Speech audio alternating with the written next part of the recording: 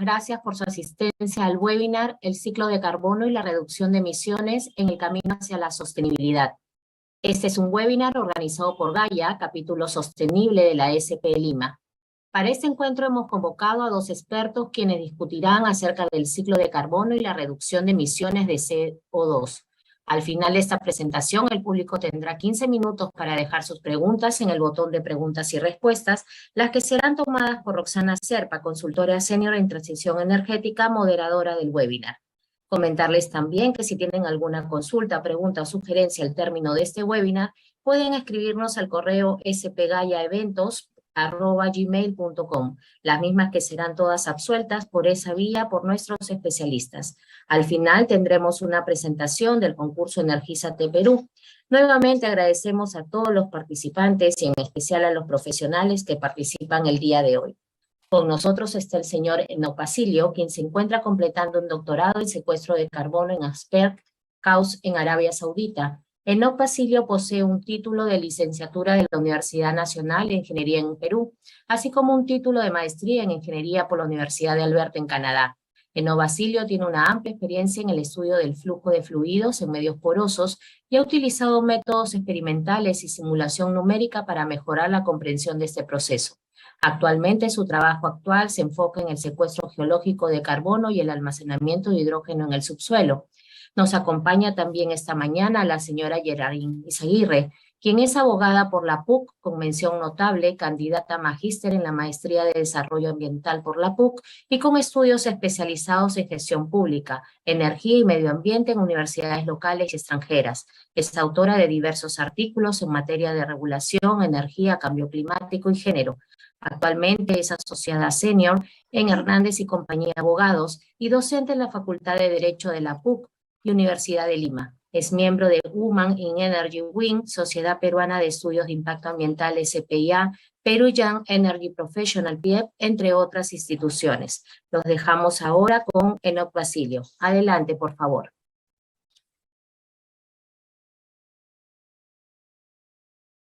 Muchas gracias por la introducción, Giselle. Bueno, en esta mañana, justamente en el contexto del ciclo de carbono hacia la sostenibilidad, vamos a discutir un poco acerca de metodologías alternativas de secuestro de carbono, haciendo un poco de énfasis en el secuestro geológico, como lo vamos a ver más adelante.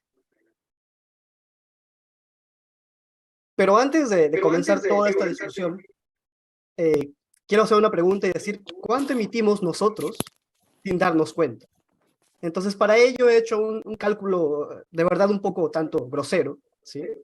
En cuanto al PBI de cada país, al PBI global, en cuanto a la energía global que consumimos y cuánto emitimos en todo el mundo, ¿sí?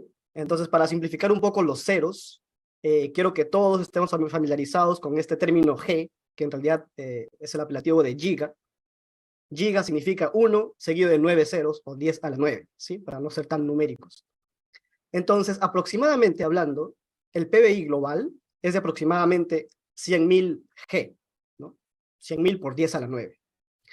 Que consumimos a nivel global también 200.000 G, kilowatts hora de energía, ¿sí? En todas las actividades, en todo nuestro quehacer diario. Y con lo cual emitimos actualmente 40.000 G, kilogramos de CO2 por año. Entonces, si hacemos una simplificación, ¿no?, de los ceros, entonces hacemos de los ceros aquí, de los 5 ceros y el G en cada uno de los ítems que ya hemos estado discutiendo, nos quedamos que por $1, ¿sí?, por cada dólar que nosotros gastamos en nuestro quehacer diario, consumimos aproximadamente 2 kilowatts hora de energía. Y al consumir 2 kilowatts hora de energía, emitimos cada uno de nosotros aproximadamente, nuevamente, 0.4 kilogramos de CO2. Y si nos preguntamos, pues, ok, ¿qué significa 0.4 kilogramos de CO2? Es como si estuviéramos manejando aproximadamente un vehículo a combustión, obviamente, por 3 kilómetros, ¿sí? Entonces, por cada dólar que gastamos, estamos manejando un automóvil a combustión por 3 kilómetros. Entonces, si gastamos hoy día $10, hemos emitido cerca de 4 kilogramos de CO2, ¿no? Hemos manejado nuestro automóvil más o menos 30 kilómetros. Para tener una idea, o una equivalencia de cuánto es que estamos emitiendo nosotros por cada dólar que gastamos, sin importar en qué gastemos, ¿sí? Entonces, esto es para entender el impacto de nuestra economía o de con nuestras comodidades hoy en día en cuanto a emisiones de CO2. Una vez que hemos reflexionado acerca de cuánto emitimos, quiero también que veamos cuál es la historia de todo esto, o sea, de dónde viene este CO2. Entonces, para dar una pequeña o una breve historia del CO2, quiero comentarles que recuerden el término G de 10 a la 9, ¿sí? Más o menos hace más de 3.6 gigaaños atrás, nuestra atmósfera en la Tierra estaba repleta de CO2. Habían grandes volcanes que liberaban grandes cantidades de CO2 y básicamente la atmósfera terrestre era una atmósfera de CO2 sin oxígeno, ¿sí? A medida que nosotros fuimos avanzando, la edad geológica fue avanzando, digamos aproximadamente 3 gigaaños atrás, comienza ya la bioactividad.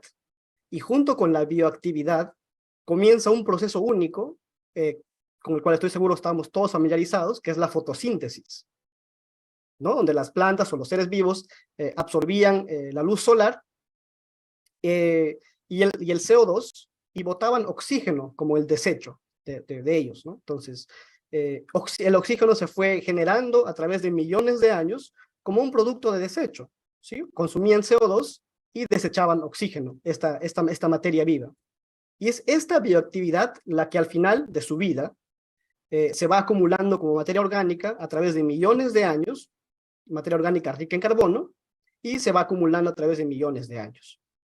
Entonces luego, ya haciendo un salto más agigantado en la edad geológica, más o menos unos 500 millones de años atrás o 0.5 gigaaños atrás, se empieza a formar los hidrocarburos. No vamos a profundizar en ello, pero por efectos de presión y temperatura, y recuerden, les estaba diciendo que había un tiempo donde ya comenzó la bioactividad y la vida solía morir, esto se fue enterrando con el tiempo, ¿sí? Entonces cada vez habían más capas y capas de seres vivos que se enterraban en el subsuelo, ¿sí? Entonces más o menos 500 millones de años atrás empieza la formación de hidrocarburos. Sin embargo, recuerden que el término giga significa 10 a la 9, ¿no? 1 seguido por 9 ceros. Y ahora vamos aquí, 200 años atrás solamente. No estoy hablando de gigaaños, estoy hablando de 200 años. O sea, aquí nomás, ¿no? Como si fuese ayer. Comienza la primera y la segunda revolución industrial. El problema es que todo lo que la naturaleza o la Tierra se ha demorado en capturar, estos 500 millones de años y más, lo hemos liberado, o lo estamos liberando en este pequeño periodo de 200 años, 200 a 300 años. Y unos cálculos por ahí promedio indican que las emisiones antropogénicas de CO2 hoy en día son 100 veces más rápidas que las emisiones de los volcanes que les había mencionado al principio, ¿no? Cuando la atmósfera estaba repleta de CO2. Entonces, he ahí que viene la preocupación. Por ahí en LinkedIn alguna vez vi un post donde hablaban del reloj geológico. Más o menos hacían la equivalencia de años en 24 horas. Y la conclusión al final que era, ok, si toda nuestra edad geológica se puede ajustar en un reloj de 24 horas, lo que decían ellos es que en los últimos 5 a 10 segundos nos hemos encargado de liberar todo este CO2 que se ha demorado esos millones de años en atraparse, ¿no? Pero antes de hablar mal del CO2 o del carbono, quiero decirles que el CO2 en realidad es bueno, ¿no? Porque el CO2, gracias a su efecto invernadero,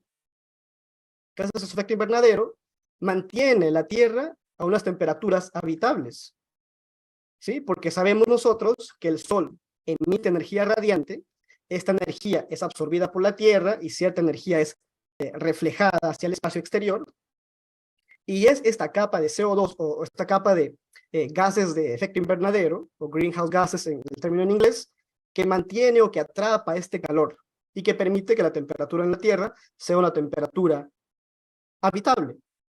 El problema viene cuando nosotros estamos emitiendo mucho más, ¿no? Entonces, si vemos este pequeño gráfico de la NASA, aquí el número 0 indica el año 1950, entonces quiere decir que del año 1950 hasta hoy, la concentración en la atmósfera de CO2 es de aproximadamente 400 partes por millón. ¿Y quieren saber cuándo era aproximadamente esta concentración en la atmósfera? Más o menos hace unos 2.6 millones de años atrás. Recuerden que estábamos ya discutiendo que en la historia del carbono, que ya los seres vivos estaban absorbiendo el CO2 y liberando oxígeno, ¿no? Entonces, más o menos 2.6 millones de años atrás, la concentración de la atmósfera era 400 partes por millón. Es la concentración que tenemos ahora mismo, ¿no? Entonces, ¿el carbono es bueno? Sí, pero el problema es que estamos emitiendo a tasas tan altas que el ciclo natural de absorción, sea por árboles, sea que el océano absorba el CO2, ¿sí? El ciclo natural ya no puede lidiar con estas tasas tan altas de emisión. Entonces, el problema es latente, ¿no? Y estas emisiones no se están deteniendo, ni se van a detener. Principalmente por una razón, y es el uso de combustibles fósiles. Y para hacer un poco de repaso de cuándo hemos comenzado a usar combustibles fósiles, más o menos en 1700 estábamos usando biomasa, que madera principalmente, que como nuestra principal fuente de energía. Sin embargo, en la primera mitad ya de 1800, comienza la era del carbón hasta hoy. A mediados de 1900 comienza la era del petróleo y gas hasta hoy. Y de nuevo, su consumo se ha ido incrementando a la par con las emisiones de CO2, ¿no? Y si todos recordamos, el único momento en que nosotros hemos reducido emisiones o reducido el consumo de combustibles fósiles fue en el 2020, ¿no? Producto del COVID-19, pero ya todos sabemos a qué costo fue esa reducción. Es por esto que las tareas de mitigación de emisiones de CO2 son importantes. Son importantes y para ello voy a dar paso a Geraldine para que nos diga o nos discuta un poco acerca de las tareas de mitigación que han sido adoptadas por los diferentes países. Doy paso a Geraldine. Muchas gracias, ¿no?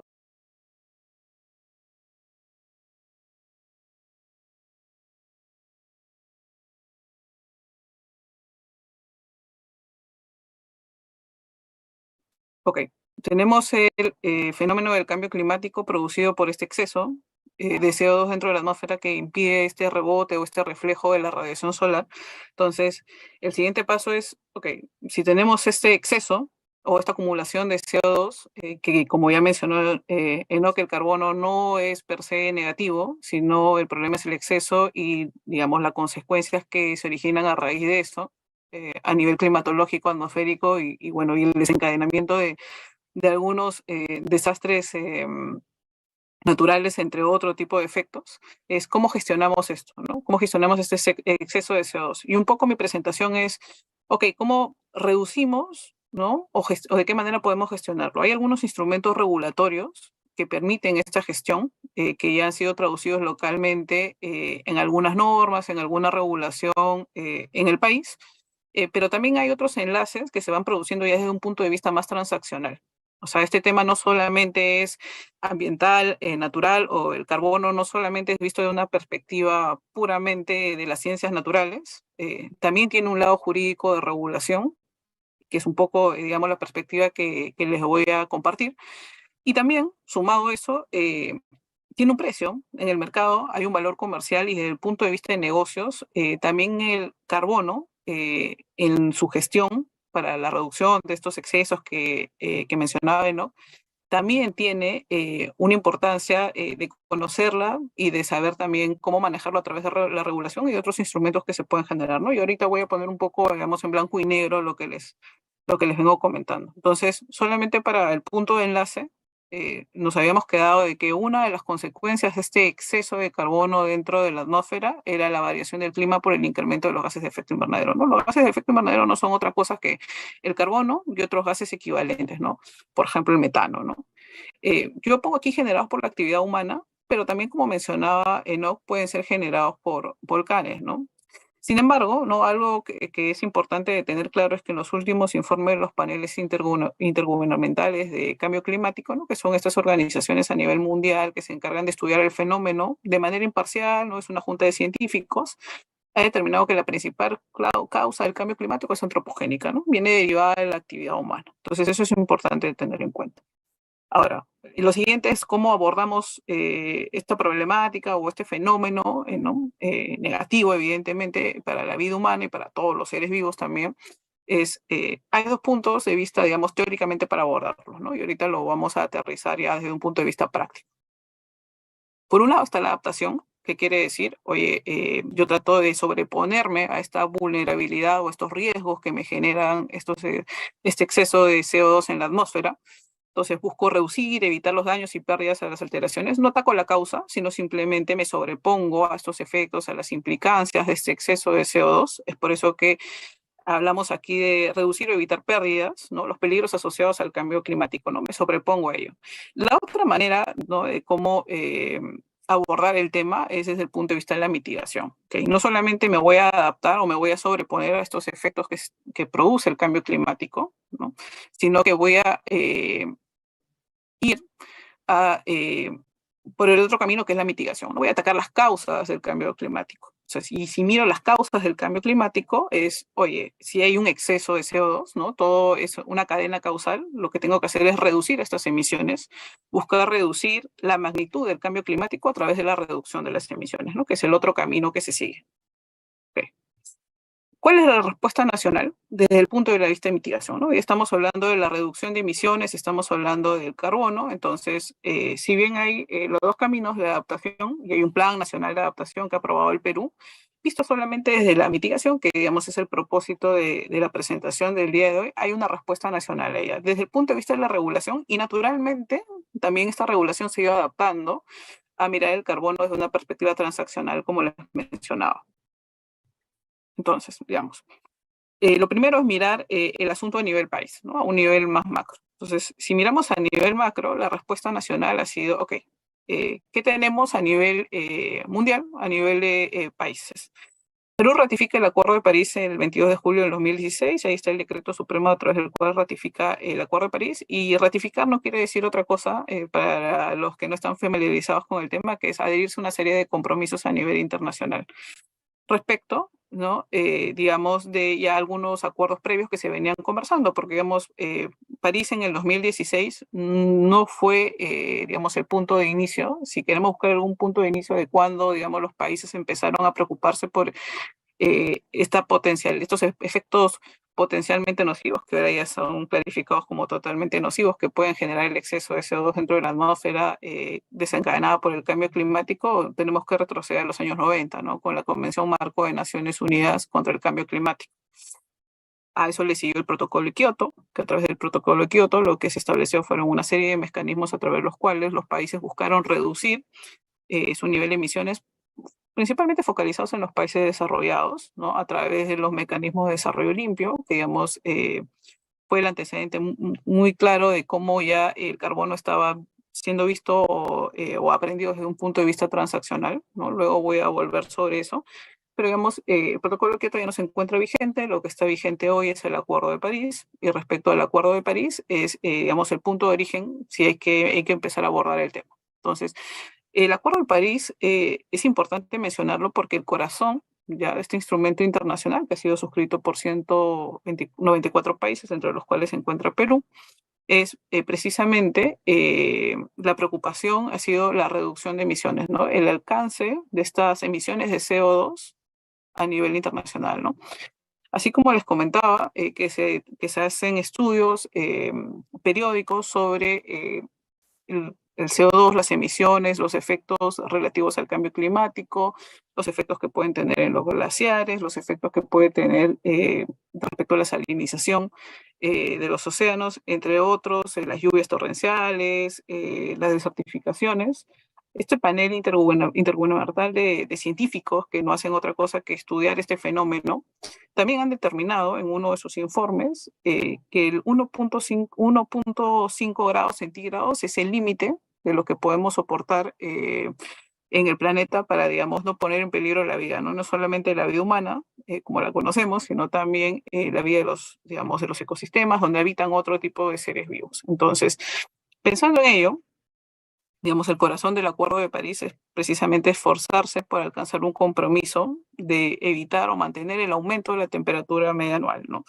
Por debajo de los 2 grados, esforzándose en este 1.5 que les mencionaba. Entonces, ¿y cómo logramos eso, no? ¿Cómo logramos no sobrepasar este límite que ha sido determinado? Bueno, como esto ha sido aterrizado a los países es a través de las contribuciones nacionalmente determinadas o las CNDC, ¿no? En el caso de Perú, ¿ya? Porque Perú tiene sus propias CNDC, así como las tiene Colombia, las tiene Chile y los otros países que se han adherido al Acuerdo de París, se traducen en medidas de adaptación, como mencionaba, que es un camino para hacer frente al cambio climático, y del otro lado hay medidas de mitigación. Sobre las medidas de adaptación, no me voy a pronunciar porque si no el webinar sería demasiado largo, pero ahí las tienen, son 91, van por sectores de agricultura, bosque, pesca, salud y agua, y han sido distribuidas de esa manera, digamos, para afrontar los niveles de vulnerabilidad y riesgo a los cuales se ven asociados, digamos, estos sectores frente al cambio climático. Y aprovechar oportunidades, ¿no? Capitalizar esta manera de afrontarlo. Medidas de mitigación hay 62, de acuerdo a la última actualización, han ido aumentando, igual que las medidas de adaptación, y están principalmente focalizadas en estos sectores que les muestro, que es energía, procesos industriales, agricultura, forestal y desechos, ¿no? Gestión de residuos sólidos. Y aquí la meta asociada, y fíjense, ¿no? Es la reducción de emisiones de gases de efecto invernadero, que es, entre otras, el CO2. Digamos, la meta ha sido actualizada cuando, digamos, recientemente, porque antes era 20/10, 20 de reducción de emisiones al 2030 y 10 adicional condicionado al apoyo internacional. Hoy es 30% el nivel de reducción de emisiones, que eso equivale a 200.8 millones de toneladas de CO2 equivalente, y un 10% adicional si es que hay apoyo internacional equivalente a 179 millones de toneladas de CO2 equivalente. Entonces, si hacemos zoom a cómo vamos a lograr este nivel de reducción de emisiones, lo que propone, ya desde un punto de vista de la regulación, el Estado peruano, ¿no? Esos son los compromisos que tiene a nivel internacional en el marco del Acuerdo de París. La pregunta es cómo los cumple. Dos instrumentos son claves, ¿no? A nivel regulatorio. La Ley Marco sobre Cambio Climático, que fue emitida en el 2018, digamos que sienta la base para la gestión integral y donde básicamente establece algunos lineamientos respecto a los roles de las entidades, qué competencias tiene, los instrumentos de gestión. Pero igual importante, incluso yo diría, ya desde un punto de vista práctico, inclusive mucho más relevante, es el decreto supremo que reglamenta esta ley de marcos sobre el cambio climático que se expide el año siguiente, en el 2019. ¿Por qué? Porque crea el sistema de monitoreo de medidas de adaptación y mitigación. Entonces, si ustedes recuerdan, los dos caminos para hacer frente al cambio climático es la adaptación o la mitigación. Si ustedes recuerdan, el Acuerdo de París recoge esto para tener un límite respecto a la reducción, al aumento de temperaturas, y la reducción de emisiones va de la mano a través de contribuciones nacionalmente determinadas, ¿no? Medidas de mitigación. Entonces, ¿cómo monitoreo, no? La pregunta acá de Maura, ¿no? ¿Cómo monitoreo, hago un reporte, verifico que se están cumpliendo estas metas a nivel país, ¿no? A nivel de contribuciones nacionalmente determinadas, y estoy, digamos, alineado al Acuerdo de París?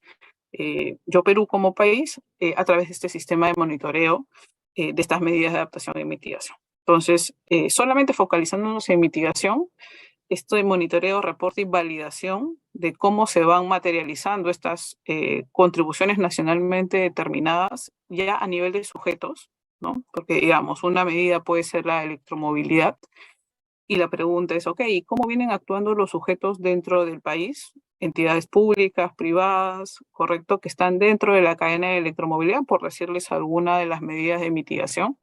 Hoy esto lo voy a monitorear, o lo voy a verificar, o lo voy a reportar a través de 5 instrumentos. De estos 5 instrumentos, los que resultan más relevantes para la gestión de la huella de carbono son los que están sombreados de rojo, que es Huella de Carbono Perú, que es una plataforma digital. Registro Nacional de Medidas de Mitigación, RENAMI, que todavía no se implementa, que también será una plataforma virtual, pero que tiene un propósito vinculado a la plataforma de Huella de Carbono Perú. Hay otros instrumentos, sí. Hay el establecimiento de los reportes ante la Convención Marco de Naciones Unidas, que son comunicados que se emiten a nivel internacional cada país. También está el Infocarbono, que es un inventario de los gases de efecto invernadero que se hace periódicamente. El último fue emitido en el 2021 respecto al año base 2016. Y hay la línea base nacional de emisiones, que también es un instrumento internacional. Entonces, si los ordenamos un poquito, como para hacerlo más didáctico, están a nivel internacional la línea base, los reportes que se emiten ante la Convención Marco de Naciones Unidas, y a nivel nacional está el Infocarbono, que no es otra cosa que el inventario de carbono que les mencionaba, que el último fue el 2021 respecto al año 2016. Y están estos dos instrumentos que son bastante potentes al momento de gestionar huella de carbono, que es la plataforma propiamente de huella de carbono Perú y el Registro Nacional de las Medidas de Mitigación. ¿Qué sucede con esto, no? Y acá es como se va armando ya el paquete respecto a la gestión de huella de carbono. Huella de carbono Perú ya se encuentra implementada, está en funcionamiento, y es una plataforma que sirve básicamente para estructurar u organizar la demanda para alcanzar la neutralidad a nivel organizacional. ¿Qué es eso? Es una plataforma que de alguna manera organiza la información respecto a cuáles son las unidades de reducción de emisiones requeridas. ¿Y qué es eso? Todavía más traducido.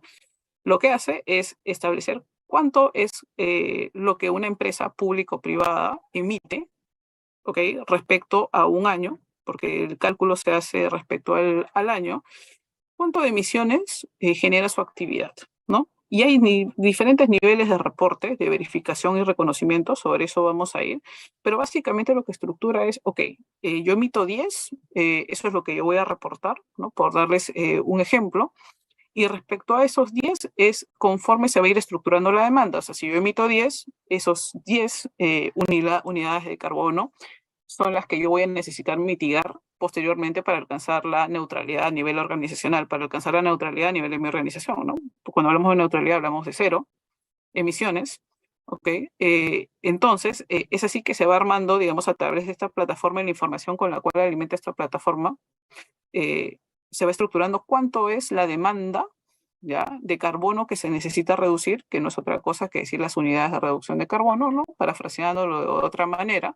Entonces, esto estructura la demanda, ¿ya?, de reducción de emisiones, y del otro lado está el Registro Nacional de Medidas de Mitigación de Gases de Efecto Invernadero, que todavía es una plataforma que no se implementa. Ya ha habido un proyecto de decreto supremo que se ha circulado el año pasado para comentarios respecto a esta plataforma, que lo que hace es una contrapartida o tiene vinculación con la plataforma de huella de carbono Perú, porque lo que hace es organizar la oferta de estas unidades de reducción. Okay, si yo de un lado tengo a un grupo de empresas que ha medido su huella y que demanda una cierta cantidad de unidades que deben ser reducidas a nivel de CO2, del otro lado yo tengo a un grupo de empresas que desarrollan proyectos donde certifican unidades de reducción de carbono, que son los famosos créditos de carbono, ¿okay?, y que ponen ¿no?, a disposición de esta demanda unidades para hacer, digamos, parte de transacciones dentro del mercado, ¿no? No quiero usar todavía la palabra vender o comprar, para poder tocarlo más adelante cuando hablemos un poco sobre ya el nivel de funcionalidad a nivel transaccional del tema,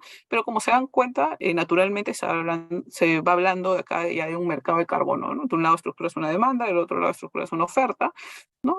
Nociones básicas económicas, vas estructurando un mercado, ¿no? Si tienes de ambos lados quien pueda ofertar, digamos, un bien o un servicio necesario, y del otro lado quien lo demanda. Y esto es importante, ¿ok?, al momento de gestionar la huella, porque si, digamos, hay una determinación de cuánto es lo que emites, hay que dar el siguiente paso hacia la neutralización. Una manera de hacerlo es a través de la adquisición de créditos de carbono o de las unidades de reducción de emisiones. Hay otras maneras de hacerlo y que también han sido plasmadas dentro de la plataforma de huella de carbono, pero esto es simplemente un brochazo respecto a cómo se va estructurando un mercado de carbono naturalmente o se va a estructurar naturalmente en el país. Entonces, ya entrando, dándole zoom a esta plataforma de huella de carbono, pensando en la gestión de reducción de emisiones, esta es una herramienta digital, como ya lo mencioné, se puede acceder en el buscador, la desarrolló el Ministerio del Ambiente, es gratuito, no se paga nada, hay una calculadora en función a la cual se puede determinar estas emisiones, y es de carácter voluntario, ¿no?, que es lo más importante.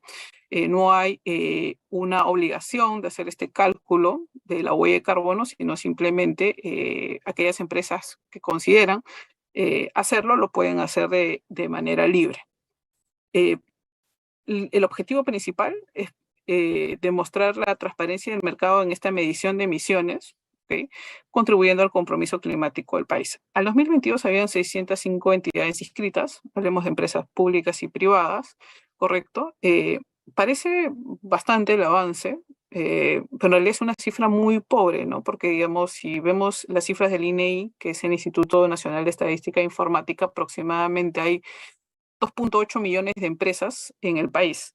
Y si estamos hablando de un universo de 605 entidades inscritas, estamos muy por debajo siquiera del 25% de empresas que existen en el país inscritas en la plataforma.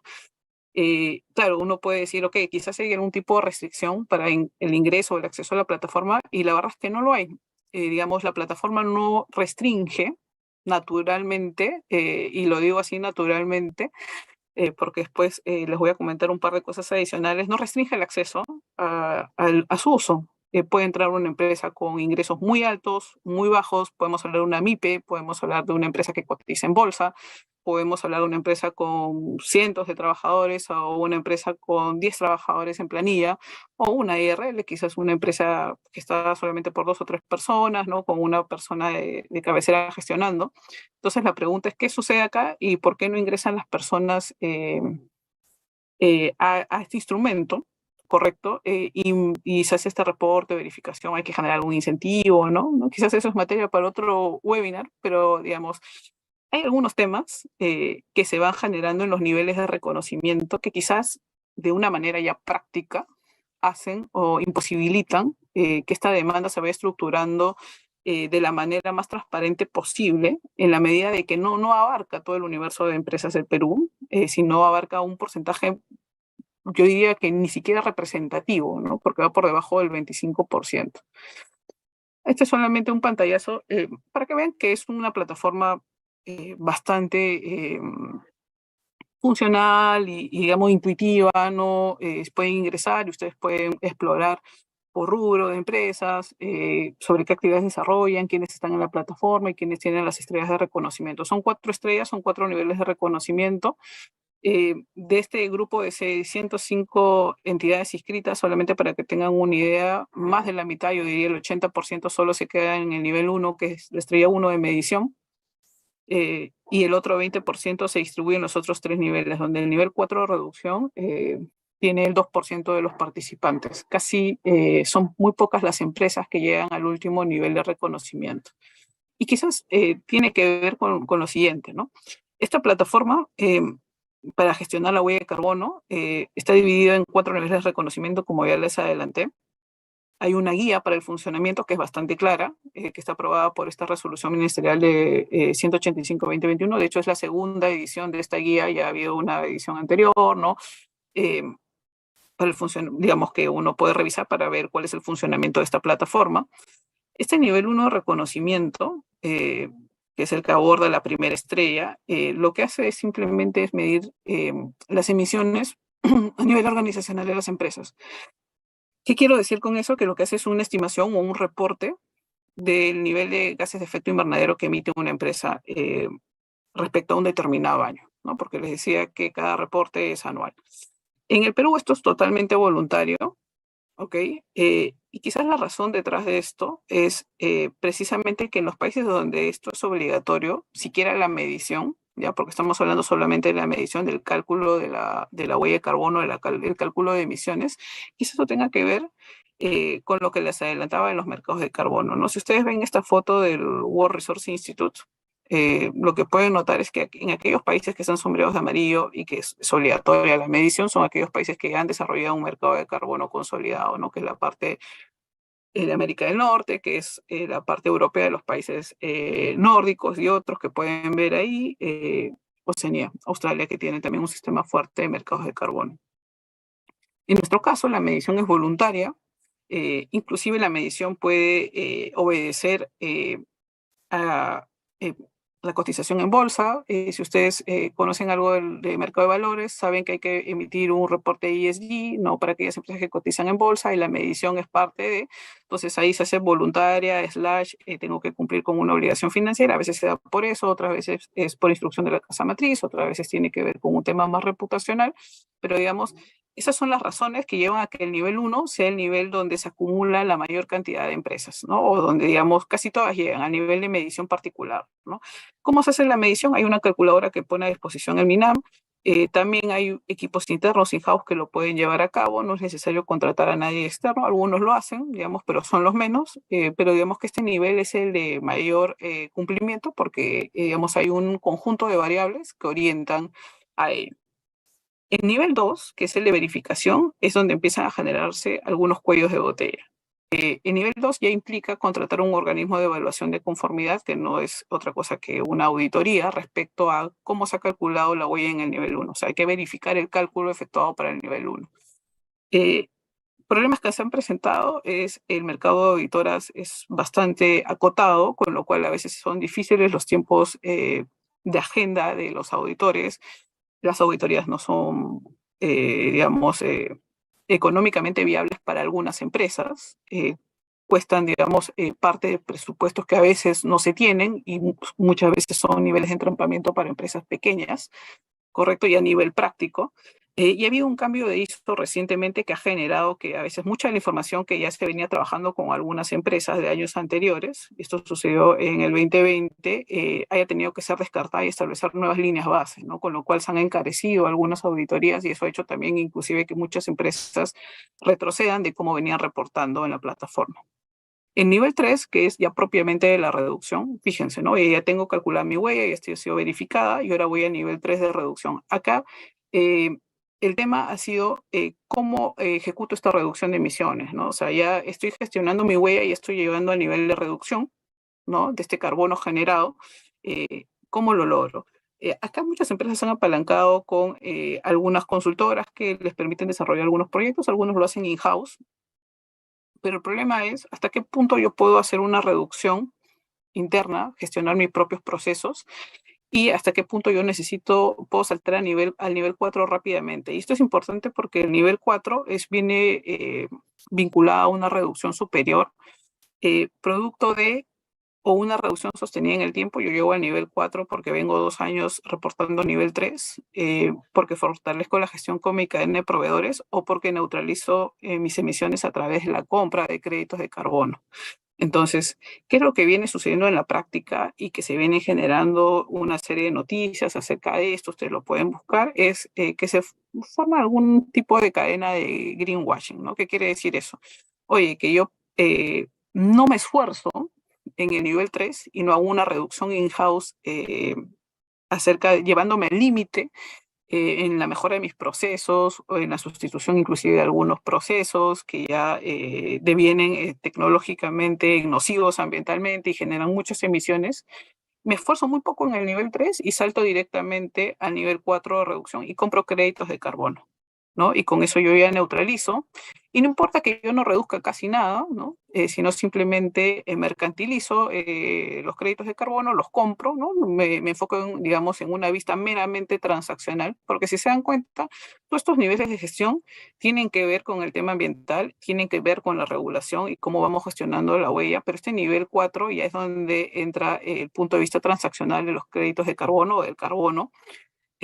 Y en realidad dejo de gestionar mi huella y me enfoco más en una salida rápida, un huella rápido, que ese es el greenwashing, y neutralizo, digamos, mi huella de carbono, las emisiones que yo genero, comprando unidades de reducción dentro del mercado sin esforzarme mucho, ¿no? Y esto, digamos, este es el peligro regulatorio que se viene presentando y se viene detectando, no solamente a nivel de país, sino a nivel general en todos los países que tienen estos sistemas implementados y que están dentro del Acuerdo de París y que tienen que gestionar de alguna manera su huella de carbono.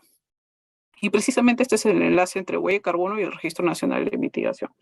Lo que busca el RENAMI, ¿no? Y esto ya para cerrar mi presentación, es empadronar de alguna manera la oferta de estas unidades de reducción de emisiones respecto a proyectos que se desarrollan en el país.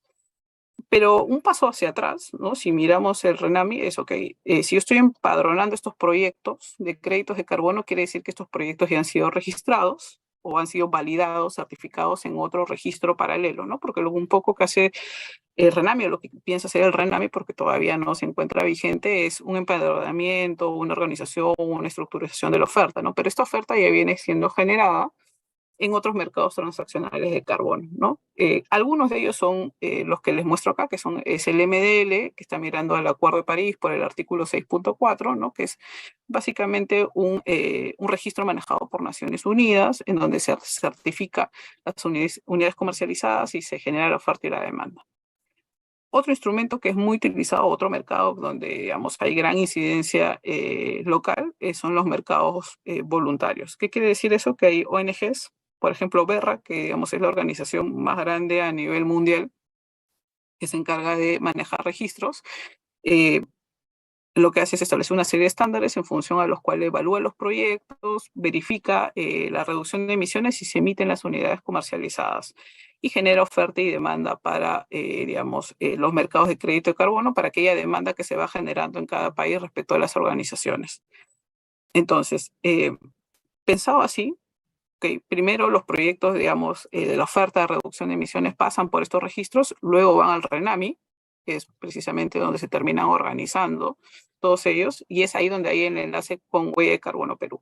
Ahora, evidentemente, ¿no? Y ya por tiempo yo no lo puedo tocar, pero acá hay algunos otros juegos de botella que evidentemente se van informando, ¿no? Si se dan cuenta, hay una especie de doble registro.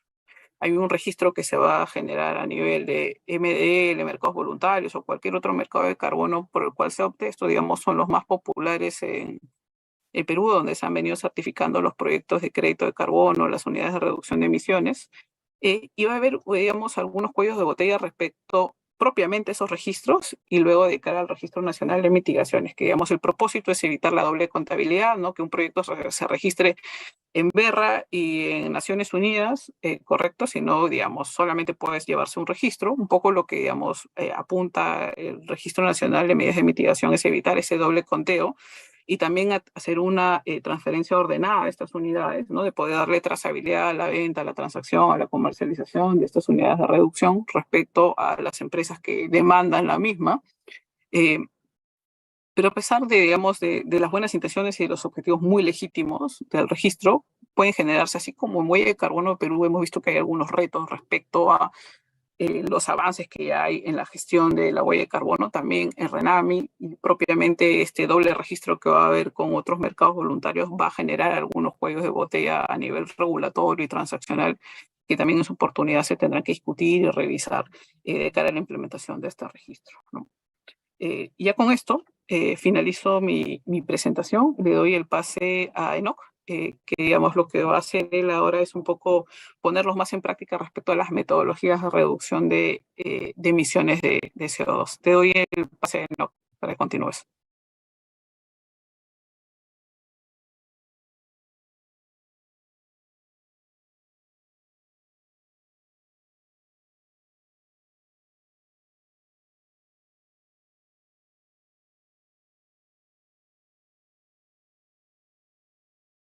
Hablando de Perú, ¿no?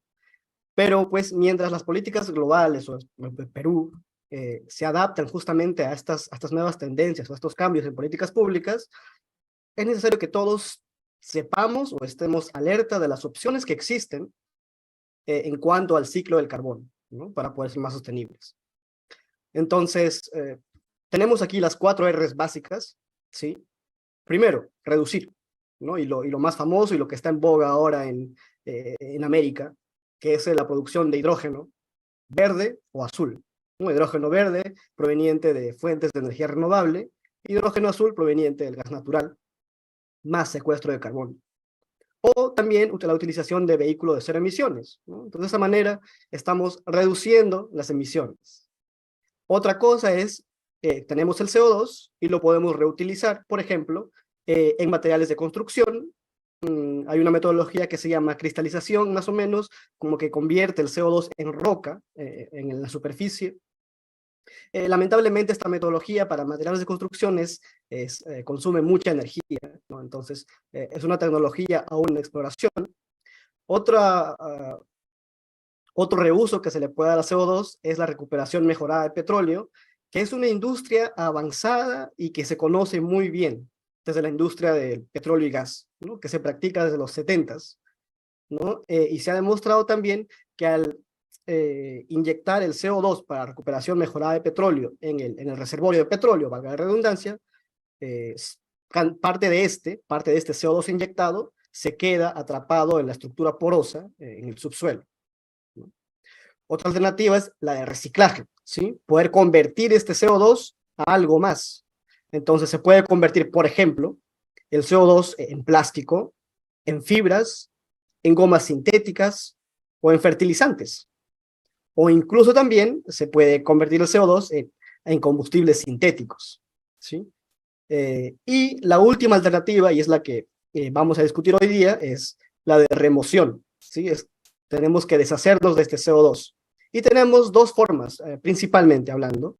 Una, que sería la captura directa de aire, es decir, ya hemos manejado el automóvil por cierta cantidad o hemos estado volando, el CO2 ha sido liberado a la atmósfera, entonces hay tecnologías que pueden capturar este CO2 directamente de la atmósfera.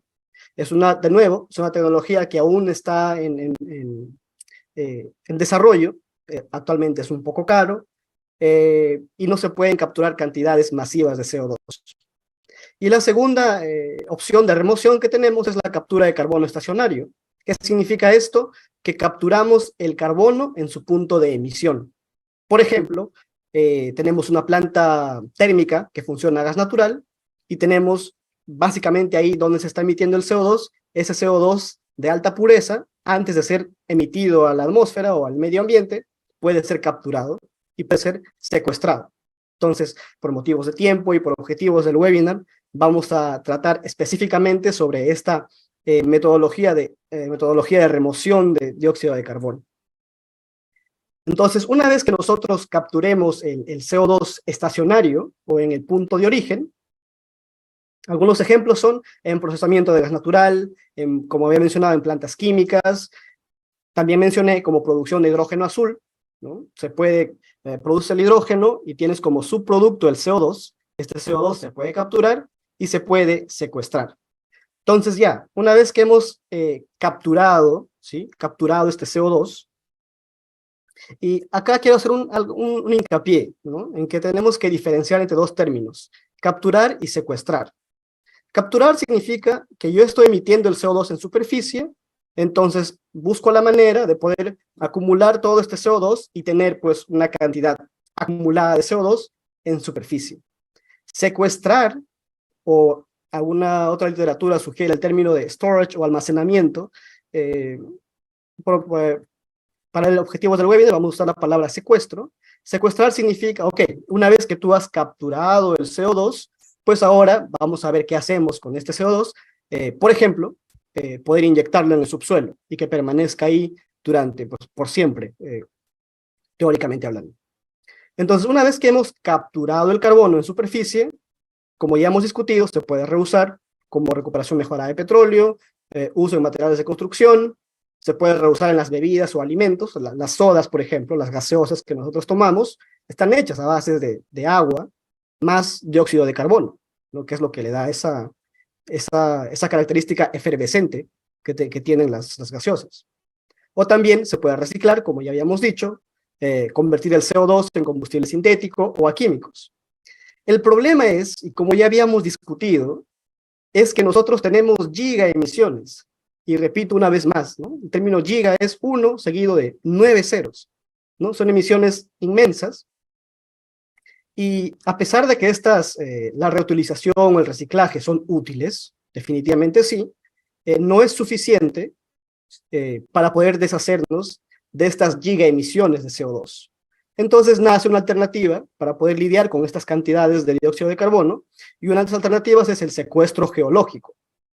En otras palabras, es inyectar el CO2 en el subsuelo. Una alternativa viable de inyección en el subsuelo es el secuestro de carbono en acuíferos salinos. Yo quiero que presten atención a este video, que es corto, ¿sí? Es un experimento sencillo en realidad, pero muy ilustrativo. Es un acuario en el cual se ha sumergido un colador, ¿no? Entonces, creo que todos tenemos un colador en casa. Si tenemos el colador, intentamos poner agua, ¿no? Porque los huecos son enormes. El agua pasa a través del colador, ¿no? Creo que todos hemos experimentado ya ello. Porque los huecos son de 1 milímetro, 0.5 milímetros. Esto es, no puede, el colador en sí, el colador per se, no puede contener este líquido.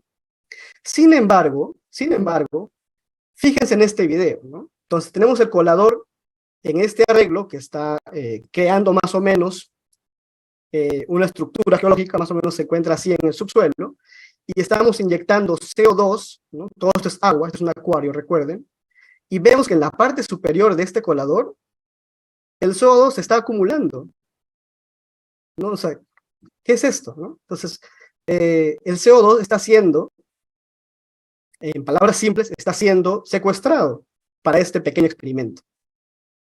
Sin embargo, es válido que nos planteemos dos preguntas. Uno es, ok, entonces, ¿cuánto CO2 puedo secuestrar en este pequeño colador? Para entender cuánto, es que tenemos que entender que la capacidad y el entrampamiento están controlados por fenómenos físicos a una escala que le llamamos escala poral o escala de subsuelo, una escala muy pequeña. ¿Qué envuelve todo esto? Envuelve dinámica de fluidos, ingeniería de reservorios, geología, mecánica de rocas, es decir, todo esto en el que la industria de petróleo y gas ya tiene conocimiento y tiene expertise, ¿sí? Entonces, el secuestro de carbono no es tanto una ingeniería inversa de producción de petróleo, pero tiene un conocimiento, tiene el know-how de cómo se podrían manejar este tipo de procesos. Pero obviamente requiere estudios adicionales, requiere comprensión adicional, ¿sí? Para poder nosotros saber, ok, cuán rápido puedo inyectar este CO2 de tal manera que este no escape. O cuando digo basta y ya no inyecto más CO2 en este acuario, por ejemplo, ¿no? Pero lo que quiero ilustrar en este video es que, a pesar de que los huecos del colador son enormes, está capturando el CO2, ¿no? Y ustedes están viendo en el video. Entonces, ¿qué es lo que quiero decir? Que el objetivo es secuestrar CO2 en el subsuelo de forma segura. Forma segura, entendámoslo como 1000 años, ¿no? O por siempre, más de 1000 años, 2000, 3000 años, en una estructura que nosotros llamamos acuífero salino. ¿Qué es un acuífero salino? En palabras simples, es básicamente una estructura porosa, ¿sí? Por estructura porosa, una analogía sencilla podría ser, imaginémonos todos una esponja, por ejemplo, una esponja a la cual sumergimos en agua, y no es sino hasta que la exprimimos que toda el agua es expulsada, ¿sí? Entonces, imaginémonos que en el subsuelo hay pues una estructura porosa o una esponja enorme, llamémoslo así, que está saturada de agua y que está sellada por dos capas impermeables, ¿sí? Aquí, a la que llamaremos rocasello, ¿sí? Sin tanto tecnicismo. Entonces tenemos la esponja gigante y tenemos las rocasello que impiden que el agua que está en este medio poroso sea expulsado ya sea hacia arriba o hacia abajo. Por lo general, este tipo de estructuras se encuentran a profundidades mayores a 800 metros, por dos motivos. Uno, para garantizar que el CO2, el dióxido de carbono, esté en una forma densa. ¿Cuán denso puede estar el CO2 a esa profundidad? Una analogía simple es, imaginémonos que tenemos, por ejemplo, 365 a 380 pelotas de fútbol convertidos en una, ¿sí? Entonces, más o menos es ese nivel de compresión que alcanza a esa profundidad.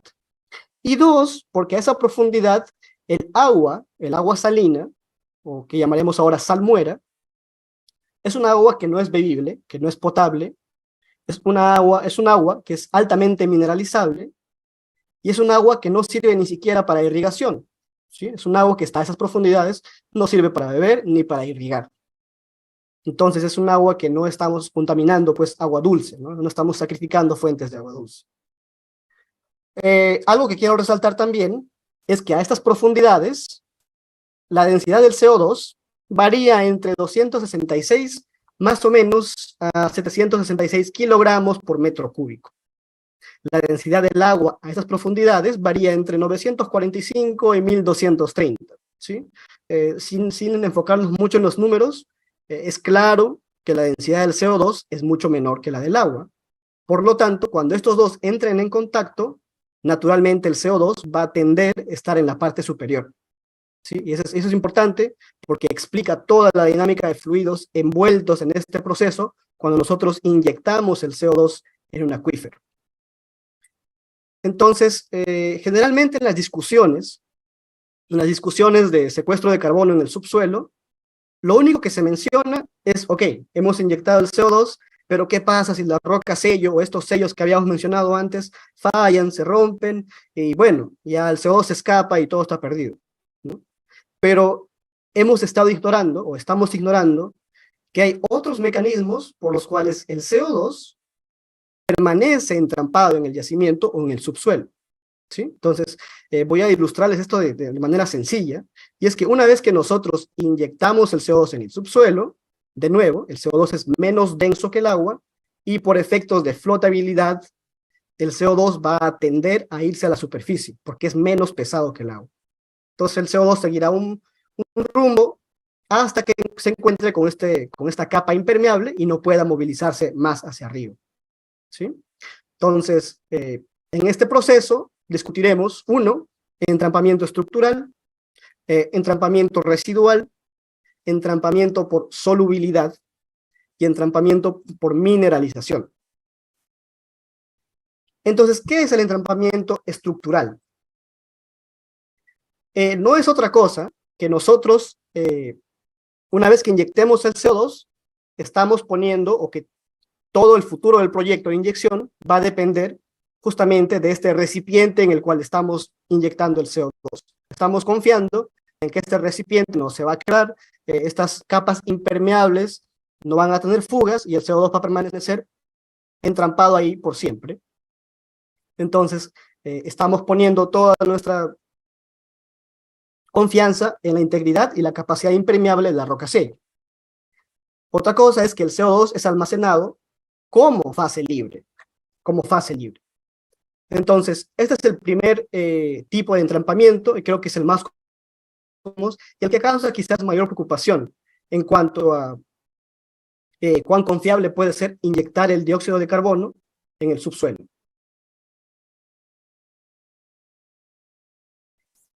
Sin embargo, recuerden que habíamos mencionado, ok, inyectamos el CO2 en el subsuelo, el CO2 va a tender a irse a la superficie porque es menos denso.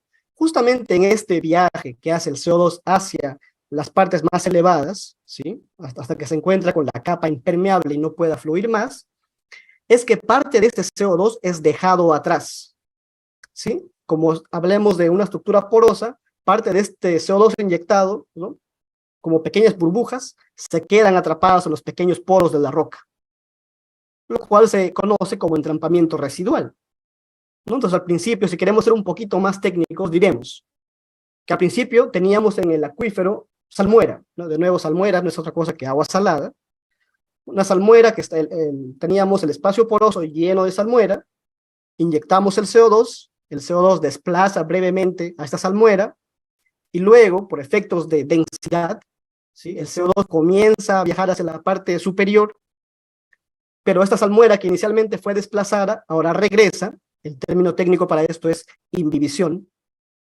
Y cuando esta salmuera regresa al espacio poroso, inmoviliza a estas burbujas de CO2, y el CO2 se queda atrapado en un estado que llamamos residual, es decir, que ya no se puede mover más. Ese CO2 queda capturado ahí.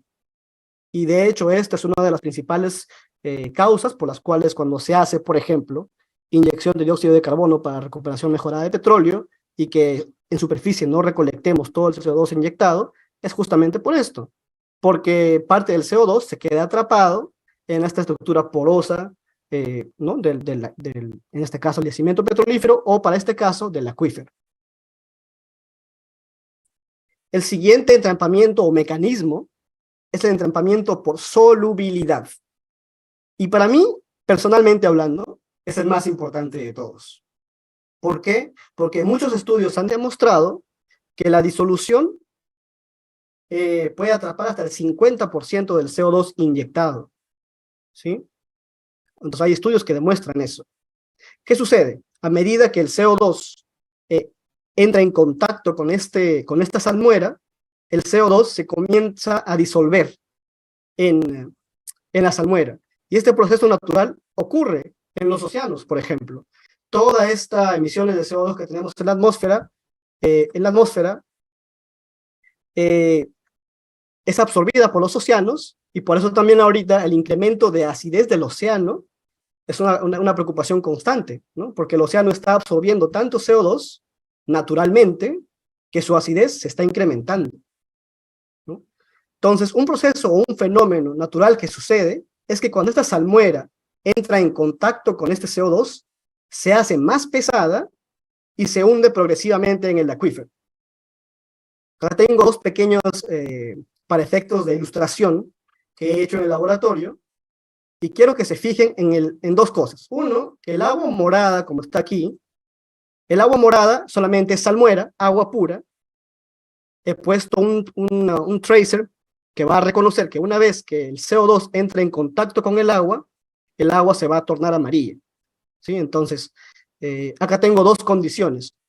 La condición de la izquierda es un sistema no presurizado, es decir, a condiciones normales en que todos estamos ahora, y la condición de la derecha es a alta presión, ¿no?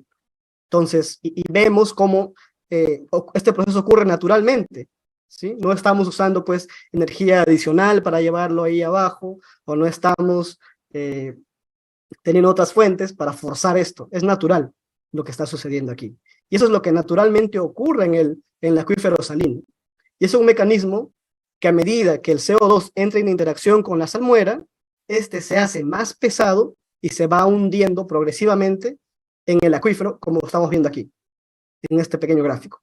Estos pequeños dedillos o fingers, como se le conoce en la terminología en inglés, es que la densidad es más grande y se va hundiendo lentamente, ¿sí? Ahora imagínense esto pues a alta presión, a más altas presiones, las condiciones para que esto ocurra es mucho mayor.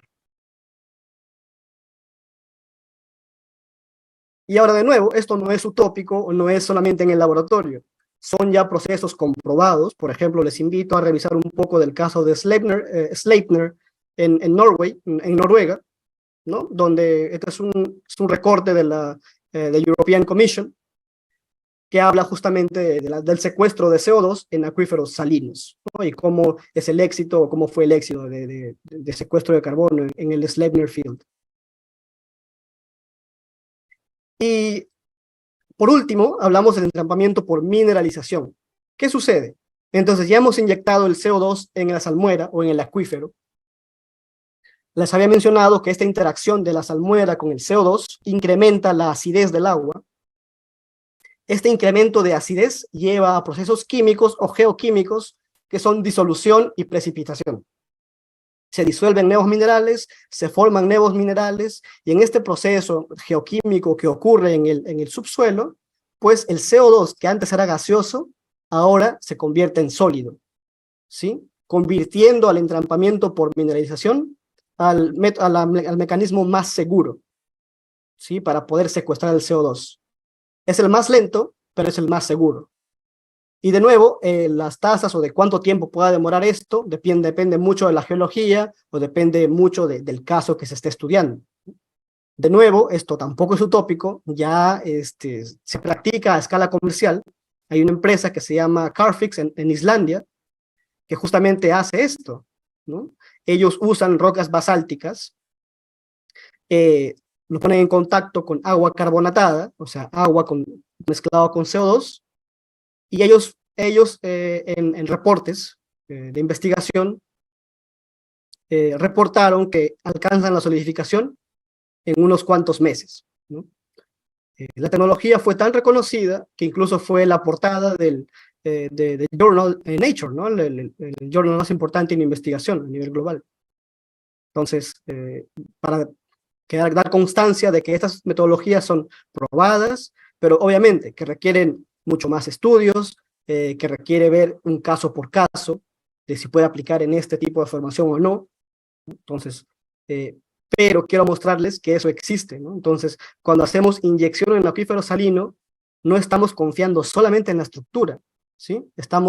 Tenemos que también tomar en cuenta los otros mecanismos por los cuales el CO2 va a permanecer secuestrado en esta estructura. Y si queremos verlo un poco esto en el tiempo, podemos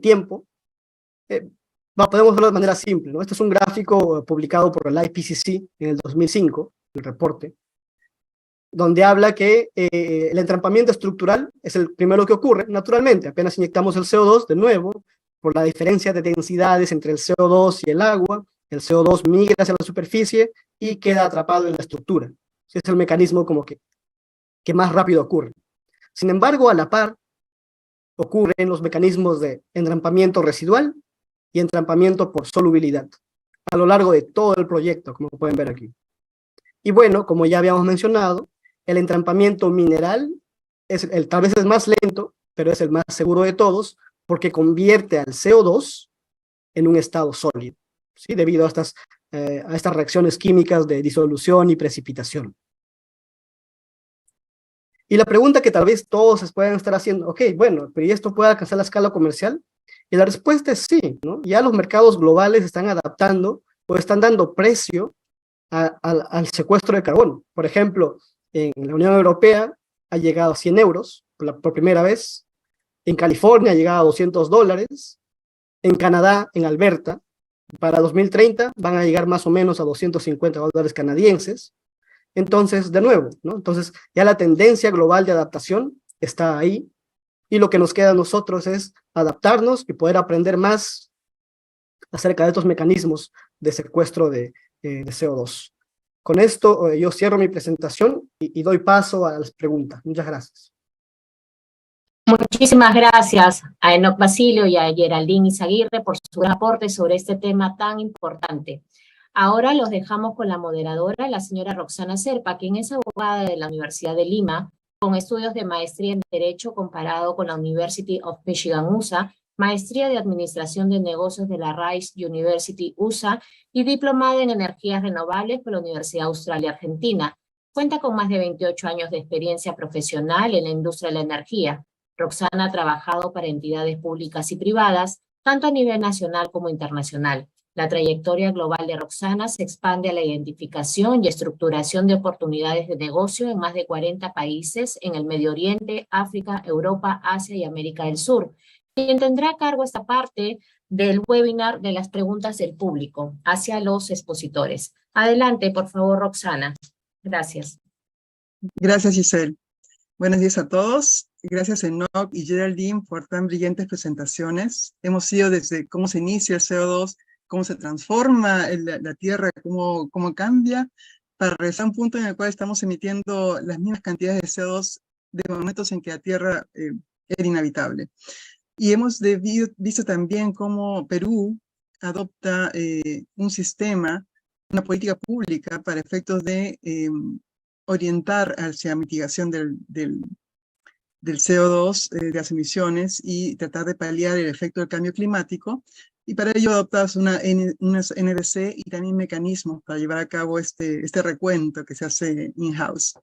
Y finalmente, Enoc ya nos lleva a un punto de vista práctico que está muy de moda entre lo que es el oil and gas industry, que es, o mejor dicho, está más relacionado a lo que es oil and gas industry que otras industrias, que es el secuestro, la captura y el secuestro del carbono. Y nos ha compartido técnicas que está en este momento él investigando como parte de su doctorado. Muy interesante el tema de la solidificación del carbono. Me extrañó Enoc, en el último gráfico del tiempo y las distintas posibilidades, que la mineralización tomaba más tiempo. Sin embargo, me dijiste que lo habían logrado hacer en un par de meses en Finlandia. Entonces, me da mucha esperanza, me da mucha esperanza de esas técnicas de captura de CO2, ¿no? Entonces, comencemos con Geraldine. Geraldine, tú nos mencionabas sobre el rol de la huella de carbono y el rol del RENAMI. Y también nos mencionabas de los distintos tipos de certificación, distintas etapas de la certificación, y cómo el 80% de las compañías se quedan en la etapa 1, en la primera etapa, porque en ese momento todavía sigue voluntario. Eso va a cambiar en unos años, definitivamente, como ya nos indicaste en otros países en los cuales existe un mercado ya desarrollado de carbono. Pero desde el punto de vista práctico, si una empresa quisiera en este momento tomar actitud proactiva en cuanto al control y reducción de sus emisiones, ¿cómo debería llevarse a cabo este procedimiento? Y segundo, dado que el RENAMI todavía no está implementado y no hay un mercado de carbono en Perú, ¿cómo hacen las compañías? ¿Cómo podrían hacer las empresas? Y esto está vinculado también a una pregunta del público que nos dice, ¿cómo ayudamos a que se creen estas buenas prácticas?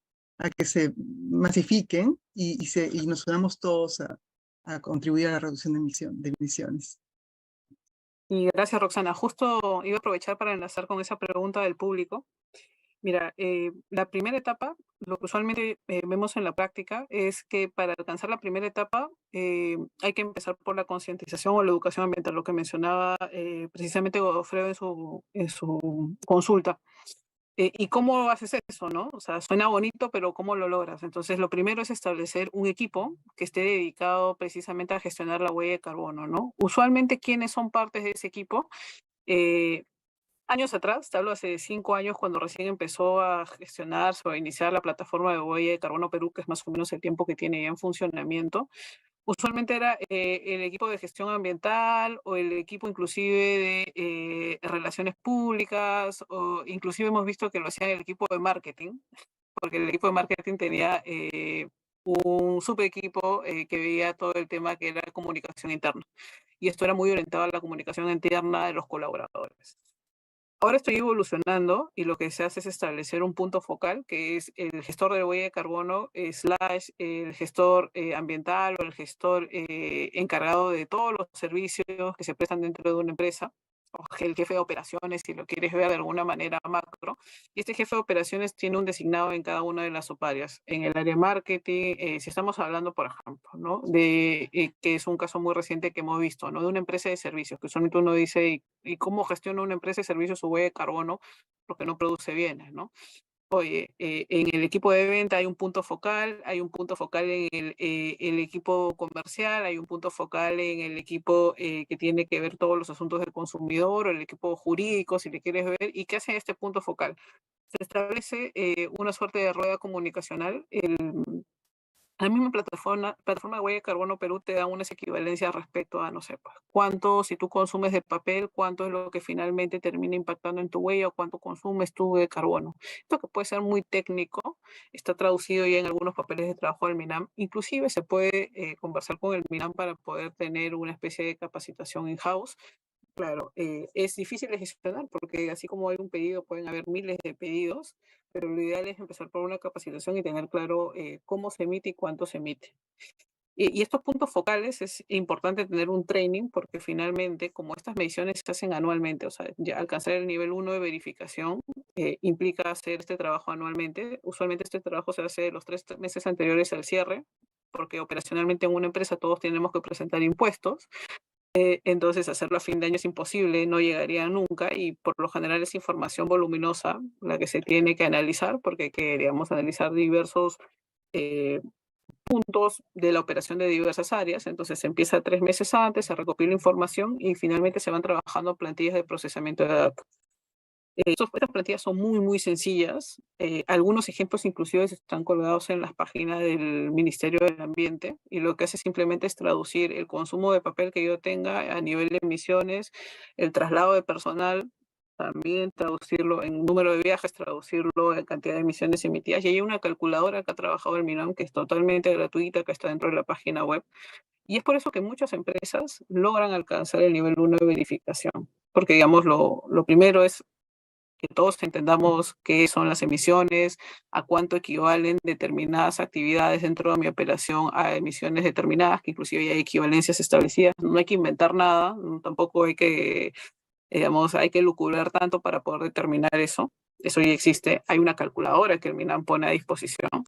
Y todo ese cálculo interno se presenta a través de una declaración jurada, correcto, dentro de la plataforma. El trámite es virtual y se emite, hay una validación y luego se emite un certificado por parte del MINAM. Y por eso es que en nivel 1, digamos, el 80% de los inscritos están concentrados en esta etapa.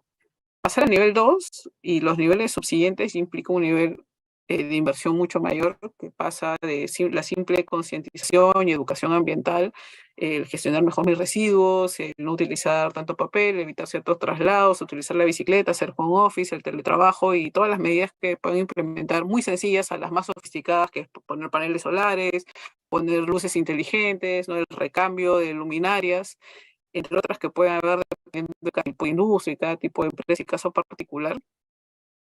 Y alcanzar el nivel 2, que es la verificación y las medidas a implementar, que ya son niveles de inversión y sofisticación mayor, es, digamos, donde se produce el gap. Y es donde el punto de quiebre es notorio, porque para el nivel 2 hay que invertir en un certificador, para el nivel 3 no solo es el certificador, sino también la medida que tenga que implementar, y para el nivel 4, que ya implica la compra de créditos de carbono, ahí ya no solamente la brecha, y eso es lo que hemos notado en la práctica, no solamente ya es del nivel de inversión, sino también del nivel de información. Así como hay, digamos, un número de auditores relativamente corto para el nivel 2. En el nivel 4, si bien hay oferta de créditos de carbono y no solamente de proyectos que se desarrollen en Perú, o sea, válidamente se podría comprar créditos de carbono de un proyecto que se desarrolla en otro país y que está registrado en Naciones Unidas o en BERRA, que es el otro registro que es usualmente el que se utiliza para efectos de neutralización. El tema es la transparencia respecto a los precios. No hay un estándar de precios, tampoco respecto a la calidad de estos créditos de carbono. Entonces, ahí es justamente lo que les mencionaba, que había un segundo gap, ¿no? El nivel informativo. Muchas empresas terminan comercializando con los mismos traders de siempre, que terminan poniendo precios, digamos, ya estándar respecto a los créditos de carbono, que muchas veces no son competitivos si uno mira el mercado nacional e internacional. Los precios pueden ser mucho menores, pero digamos, como hay una brecha informativa respecto a cómo compro, a cómo transo, cómo negocio y con quién negocio, y respecto a qué proyectos compro, se está produciendo también dentro del mismo mercado de carbono en este nivel 4 una brecha adicional a la de inversión, que es la brecha informativa, y que muchas veces es difícil superarla, o se está formando esta especie de clúster respecto a cómo se viene neutralizando la huella y respecto de quiénes son mi oferta, ¿no? Por eso un poco el propósito del RENAMI, transparentar la oferta, pero aún ahí hay algunos cuellos de botella propios que se presentan a nivel de estos registros MDL, BERRA, o inclusive en el double content del RENAMI, digamos, en el proyecto de decreto supremo que se ha emitido respecto al RENAMI, se vean algunos requisitos que fungen de una especie de doble registro o pasar por un doble procedimiento administrativo para poder ingresar al RENAMI, para poder comercializar los créditos, ¿no? Que es un poco la idea del RENAMI, ¿no? O sea, todos los proyectos que están en RENAMI son los proyectos respecto a los cuales los de huella de Ya se carbono... pasó el sistema. Sí. Y es sumamente interesante, Geraldine, porque estamos viendo que, lo mencionaste en tu presentación, ¿no? Las otras barreras, las barreras no formales que están existiendo para que las empresas tomen acciones más decididas en cuanto a lo que es el control de emisiones. Y tal vez ahí habría una necesidad, como tú dices, en otro webinar, de dedicarse a examinar qué posibles políticas públicas podrían diseñarse de manera tal que se aliente, pero realmente, a lo que es no solamente identificación de cuánto puedo estar yo haciendo un release de emisiones, sino cómo bajo mi huella de carbono, ¿no? Cómo realmente puedo decir, soy carbono neutral o soy carbono, mis actividades no representan o representan X número de emisiones. Y eso creo que es un punto fundamental, porque las empresas, por diversas razones, como lo mencionaste, ya sea hasta el branding, quieren también contribuir a lo que es la reducción de emisiones porque se demanda el cliente, el usuario, el consumidor. Pero, ¿cómo hacemos para que eso se lleve a cabo sin que la empresa se encuentre en las condiciones que no puede, que no es affordable, que no puede... entran en default si se vuelven carbono neutrales, correcto. Exactamente, es un tema. Y ahora me voy al lado de la parte técnica de NOC.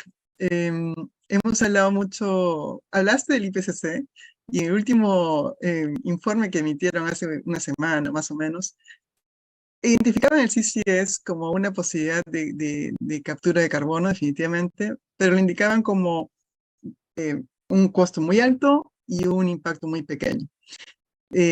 Claro, asumo que eso debe ser respecto a los sistemas tradicionales de captura de carbono, el carbono solamente en superficie geológica, en superficie no, en underground geológico y no en las acuíferas posiblemente. ¿Cómo lo ves, Enoch? ¿Tú crees que esa percepción puede cambiar? ¿Piensas que, por ejemplo, esto que nos hablaste de Finlandia sea una posibilidad para efectos de capturar carbono de manera más económica y más eficiente? Sí, de hecho el IPCC es uno de los organismos más serios en cuanto a mitigación de emisiones de CO2. Sin embargo, debemos resaltar que todo esto, el entendimiento de secuestro de carbono en el subsuelo, está en constante investigación, ¿sí? Entonces, si queremos hacer, por ejemplo, una analogía, eh, comparado con Texas, por ejemplo, cuando hablaban de fracturamiento hidráulico, ¿no? Que se conocía de los 70s, pero no fue sino un boom hasta hace poco, ¿no? 2000, ¿cuánto? 11, 12, por ahí. Entonces, similarmente pasa con el secuestro de carbono, ¿no? Entonces, cada vez más empresas petroleras, por ejemplo, como Equinor, como Saudi Aramco, por ejemplo, están prestando más atención al secuestro de carbono, están invirtiendo en investigación, están invirtiendo en el entendimiento de qué puede pasar si inyectamos de gas depletado, ¿sí? Está mejorando el entendimiento. Yo creo que ello va a derivar a que el IPCC pueda mejorar sus perspectivas y decir, sí, mira, este puede ser un método seguro de secuestrar CO2. De nuevo, el mejor método de mitigación es la que no se hace porque no hay CO2 que mitigar, ¿no? Pero sin embargo, si queremos lidiar con estas, repito, giga cantidades de CO2, hasta ahora, el único método que nos permite mitigar estas enormes o ingentes cantidades de CO2 es pues el secuestro geológico de, de dióxido de carbono. Y eso, el público nos pregunta si es que cuando almacenas ese CO2 en una salmuera, si se genera ácido carbónico. Sí, o sea, como ya había mencionado, ¿no? Y justo también para responder la pregunta de uno de la audiencia, es que sí, a medida que nosotros, que el CO2 interactúa con el agua naturalmente se vuelve más ácido, ¿no? Se hace más ácido. Entonces, eso es natural.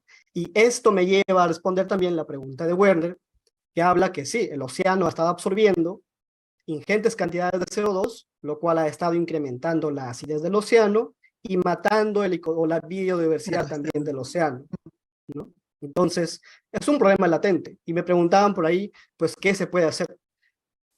De nuevo, la respuesta sencilla sería no emitir CO2, pero ya hemos discutido en el primer slide que toda nuestra actividad, por cada centavo que estamos gastando, tiene emisión asociada. El estar nosotros aquí discutiendo por Zoom tiene emisión asociada, ¿sí? A pesar de que yo Es no haya menor que si lo volado hiciéramos hasta Perú. presencial. Claro, a pesar de que no estamos de manera presencial, que yo no haya volado hasta Perú, por ejemplo, el hecho de estar sentados aquí, estamos consumiendo energía eléctrica, estamos usando servidores que usan energía eléctrica, que emiten calor. Entonces, de nuevo, ¿no? Toda nuestra actividad está asociada con emisiones de CO2 y la única alternativa hasta hoy en día, debo hacer el disclaimer, que puede manejar estas ingentes cantidades de emisiones de dióxido de carbono es el secuestro geológico. De nuevo, hay muchas otras alternativas, como cambiar a renovables, como reutilizar el CO2, ¿sí? Pero lamentablemente no manejan o no podrían manejar estas gigacantidades de emisiones que tenemos, ¿no? Entonces, ya por ejemplo, discutía Bill Gates en su libro que si contamos los otros gases de efecto invernadero, estaríamos llegando a los 50 billones de CO2 equivalente, ¿no? Entonces, pues el impacto es enorme y necesitamos así como las giga emisiones, necesitamos giga soluciones, ¿no? Y una de las giga soluciones sería el secuestro underground o en el subsuelo. Claro, toda solución aporta, ¿no? Posiblemente CCS en este momento no sea la manera más viable económicamente, pero hay otras soluciones que si sumas todas, logramos reducir poco a poco el nivel de emisiones. Porque tengámoslo claro, lo que habló Geraldine, lo que hablaste tú, tenemos una meta del 1.5 centígrados, porque a ese nivel ya las condiciones, que ya lo estamos viendo en el día a día, ¿sí? Los efectos del cambio climático, pero más allá de ese 1.5, ya como que sientes, la vida se puede ver afectada, ¿no? Y hay proyecciones de lo que será al 2100, cuántas vidas se pueden perder solamente por efectos solamente del cambio climático. Y mencionaban también que lo mejor es no producir emisiones. Y también ahí viene el tema de energía y la eficiencia energética, ¿no?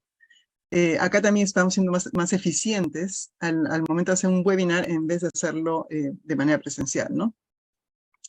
Permíteme añadir ahí, Roxana, aún existe el negacionismo ambiental, ¿no? En cuanto a si el CO2 de verdad causa emisiones, calentamiento global, etcétera, lo cual es aceptable en realidad. Sin embargo, hay que resaltar que todas las políticas públicas globales se están moviendo hacia unas políticas de descarbonización. Entonces, puedo ser yo negacionista y puedo yo negarme a que sea pues el CO2 un causante del calentamiento global, eso está bien. Sin embargo, si quiero seguir permaneciendo económicamente activo en este mundo, la tendencia global ahora es adaptarse a las políticas de descarbonización globales, ¿no? Y yo creo que Perú, como discutíamos hace un tiempo atrás, no puede quedarse atrás de esto, ¿no? Yo creo que mi pronóstico es que más o menos en 5 o 10 años va a haber un mercado para el dióxido de carbono global, casi como un commodity, con precios globales, y se van a buscar sitios donde secuestrar el CO2. De nuevo, por ejemplo, el esfuerzo que está haciendo Arabia Saudita ellos tienen el Saudi Vision 2030, por ejemplo, están metiendo un montón de dinero en investigación, en entendimiento, para poder ser más sostenibles en sus actividades, ¿no? Entonces, eso es por el lado del Medio Oriente. Canadá, como mencionaba en la presentación, al 2030 está triplicando los taxes en dióxido de carbono, y yo creo que Latinoamérica no se va a quedar atrás, Estados Unidos está siguiendo el mismo camino. Entonces, vemos la tendencia y vemos que el mercado global de descarbonización sigue esa dirección. Sí, totalmente. Y hay algo que tenemos que tener en cuenta, que mencionaste tú al principio, que el CO2 per se no es malo, pero todo exceso sí lo es. Y otro tema también que tenemos que tener en consideración es que hablamos todos de CO2, pero es como un referente. Estamos hablando en realidad de greenhouse gases, ¿no? Y el CO2 es solamente uno de ellos. Pero cuando nos expresamos, hablamos en CO2 equivalente, porque es más visible para la gente, ¿no? Pero hay gases que son más contaminantes que otros, greenhouse gases que son más contaminantes que otros, y tal vez políticas que se dediquen a ver cuál es el más contaminante y cómo reducir ese impacto podrían también ayudar un poco más en cuanto al control de emisiones. Uno de los nuestros miembros que están online nos pregunta si existen en la actualidad políticas públicas regionales respecto al tema de emisiones, y por supuesto recomienda que haya un trabajo conjunto del sector público y del sector privado para efectos de lograr resultados, ¿no? Y también hace hincapié a que debe ser inclusivo, vale decir que haya academia, sector privado, productores, comunidades indígenas, por ejemplo, en el caso de los créditos de carbono de Nature Based Solutions, lo cual sí es muy importante, porque un esfuerzo tiene que ser por todos, porque una sola entidad o un solo grupo no podría posiblemente tener tanto impacto como otros. Acá te preguntan algo específico para ti, Enoch. Dicen sobre el océano y que puede absorber, lo que tú mencionabas, sobre la capacidad de absorción, 90% del exceso, calentamiento del océano, que ya hablaste de la acidificación antes. Y bueno, más que nada, la pregunta es si es que esto puede afectar la capacidad del océano para proporcionar alimentos, ¿no? Y continúa como un amortiguador climático. ¿Y qué hacer frente a ello? Bueno, esa es la pregunta del millón. Lo que mencionabas, Enoch, que las tecnologías siguen evolucionando, ¿no? ¿Quieres hacer un comentario al respecto? Sí, solamente para adicionar, como ya estaba comentando, ¿no? Que definitivamente, de nuevo, para repetir, es que la acidez causada por la absorción del océano de CO2 está acabando con la biodiversidad, principalmente con los coral reefs, con los corales marinos, ¿no? Entonces, que son una fuente importante de biodiversidad en el lecho marino, ¿no? Entonces, de nuevo, y la única o la solución siempre sería no emitir. Pero todo eso, pues, es una tarea enorme, como ya hemos visto, es una suma de esfuerzos, es una sinergia de metodologías que tenemos que hacer, empezando por nosotros. Y solamente para adicionar, Roxana, ya que mencionaste acerca de los greenhouse gases, decirte que tal vez el gas más potente, digamos así, en cuanto a a efecto invernadero sería el metano, ¿no? Entonces, el metano tiene un poder de atrapar el calor 10 veces a 15 veces más que el mismo CO2. Sin embargo, este se disuelve más rápido que el CO2. El CO2 permanece por más largo tiempo, el metano, está presente por corto tiempo, pero su efecto es más Mucho devastador. más impacto. Entonces, Sí. para hacer esto, por ejemplo, cuando ocurre el calentamiento global y nos vamos al permafrost en las zonas congeladas, tenemos metano secuestrado en esta zona congelada.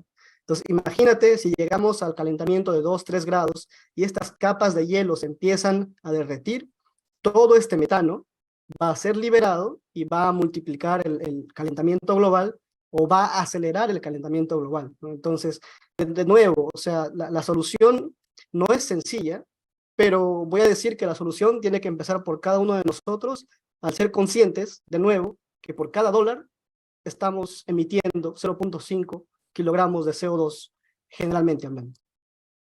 Perfecto.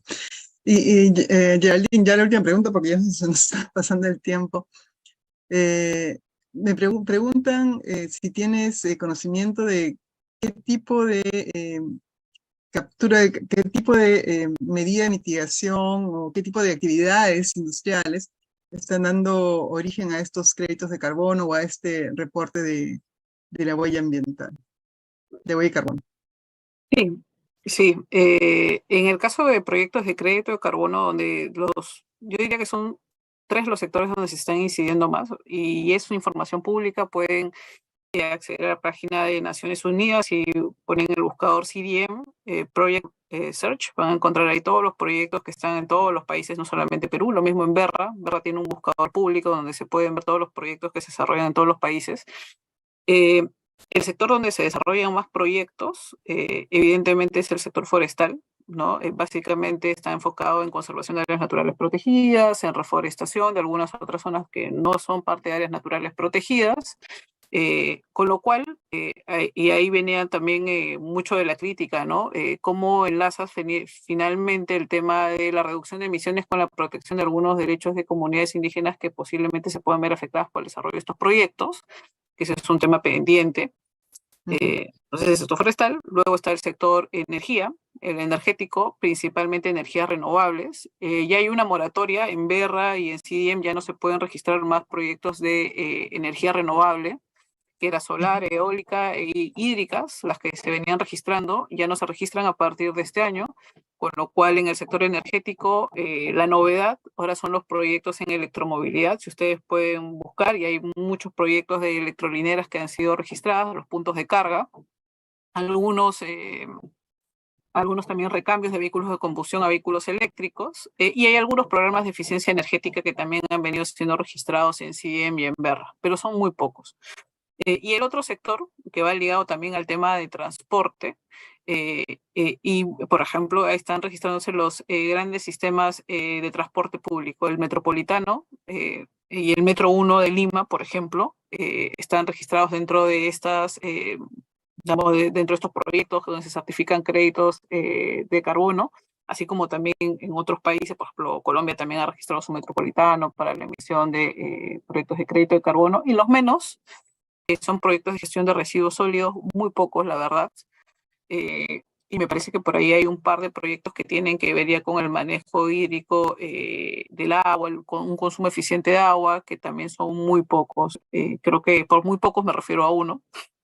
Entonces, mayoritariamente se están enfocando en temas forestales, en temas energéticos y en temas de transporte, ¿no? Y la razón detrás de lo forestal también, ¿no? Es un tema transaccional, ¿no? Los créditos de carbono tienen diferentes precios dependiendo del tipo de proyecto que se desarrolla, y usualmente los créditos derivados de proyectos forestales son los créditos que tienen una mejor retribución económica en el mercado, ¿no? Totalmente, y es como tú dices, las empresas que llegan al último nivel buscando cómo hacen el offset, ¿no? Cuando no pueden hacerlo in-house. Entonces, el precio de mercado es el precio de cuánta oferta y cuánta demanda hay, ¿sí? No, muy interesante y muchísimas gracias. Creo que todos hemos aprendido un montón desde el punto de vista técnico del CCS y desde el punto de vista práctico de cómo se está llevando a cabo este récord de emisiones en el país y cuál es lo que se viene, ¿no? Cómo debería hacerse, porque en algún momento va a ser obligatorio. Giselle, con ello te doy pase. Muchísimas gracias, Enoch. Muchísimas gracias, Geraldine. Giselle, te doy pase para Energízate. Sí, muchísimas gracias, Roxana, por esta